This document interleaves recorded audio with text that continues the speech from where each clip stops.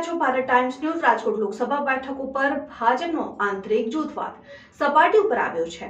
પરસોત્તમ રૂપાલાના નામની જાહેરાત બાદ વાંકાનેરના ધારાસભ્યએ કટાક્ષ કર્યો છે।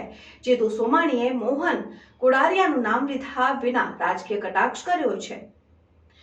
જીતુ સોમાણીએ પોતાનું બળાપો ઠાલવતા કહ્યું કે રૂપાલા કોઈ કાર્યકરોને ગાળું નહીં બોલે કે અપમાન પણ નહીં કરે તો સોમાણીએ રૂપાલાને 5 લાખની સરસાઈથી જીતાડવાની પણ વાત કરી।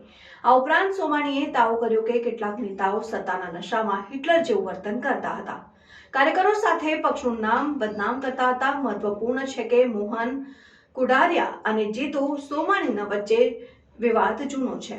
અગાઉ અનેકવાર બંને નેતાઓ વચ્ચે ચકમક છરી ચૂકી છે। મહત્વપૂર્ણ બાબત એ છે કે જીતુ સોમાણીએ લોકસભા ચૂંટણીમાં કુંડારિયાનું પત્તું કપાઈ જવાનો કટાક્ષ કર્યો હતો, જે આજે સાચું ઠર્યો છે। હવે આ વિવાદ વણસે છે કે અહીં જ તેનો અંત આવશે, તે આવનારો સમય જ બતાવશે। જોતા રહો ભારત ટાઈમ્સ ન્યૂઝ।